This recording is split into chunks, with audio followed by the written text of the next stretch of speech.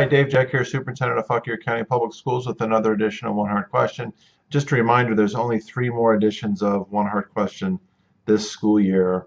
Around the 1st of May, we stop doing One Hard Questions and pick up again in the fall. But this week's hard question actually was asked by a parent, and I'm sorry I don't remember the name of the parent. It was just something that was asked. It wasn't submitted. But the reason it got my attention was because it was similar to a question that was asked at an ACES meeting, which is my teacher advisory group. And the question was about school closure, and specifically if, and the parent's question was, if you close 1 or 2 schools because there's a water issue or because there's no water or electricity in the school, why wouldn't you close all the schools? Wouldn't that make sense?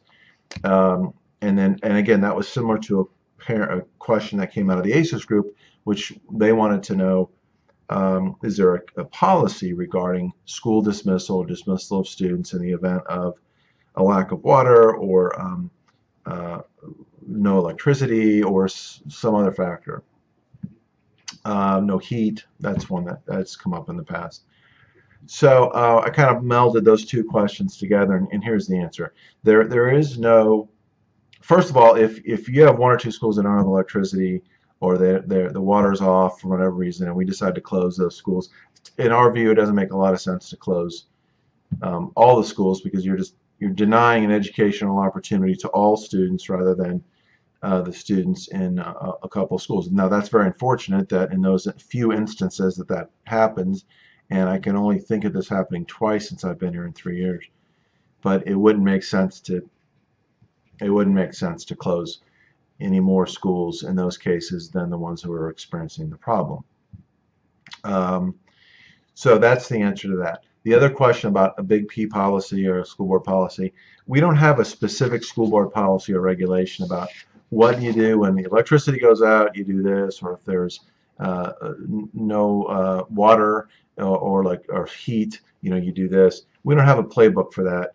And we have a sort of we have an emergency preparedness policy, and then each school has a crisis management plan, and then there's a division-wide crisis management plan, and then there's also a big P policy. When I say big P, a school board policy relative to instructional goals and objectives, and included in that policy is some verbiage about the learning environment, okay, and a safe, clean, orderly learning environment, etc.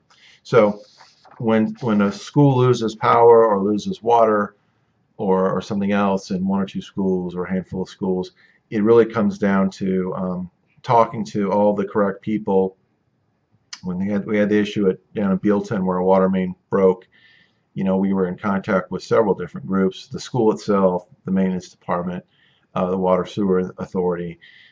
So we were trying to figure out, how long was the water going to be off? Was there a chance that it would come back on at some point during the day? When it did come back on, would the water be safe to consume? And so we had to make a decision based on, and honestly, I had to make the decision based on those different factors, and that's what I did. So there is no playbook. You listen to all the folks who are involved in whatever the crisis is, and then you make a decision that you feel is best for the students and the teachers, staff, etc. And you sort of go from there. But these are those situations that pop up every once in a while that you aren't really trained for them. You listen to good people who have a vested interest in your student body, and you make the best decision you can. There was another question that came up from a student I wanted to address. This came via Twitter, and the student wants to know why we're rationing salt in the schools, and I'm not aware that we're rationing salt. I'm guessing that you went through the line, you got some fries, you want salt, you probably got 2 packets of salt or something, and you want more salt. Okay. I checked the food line, and I think the big container of Morton salt, I think it's 49 cents. So I might invest in one of those and just keep it in your locker, and then you've got all the salt you could ever want. Again, a reminder: we've only got about 3 more of these issues. So if you have questions, please keep them coming. Thanks very much. Have a great rest of the week.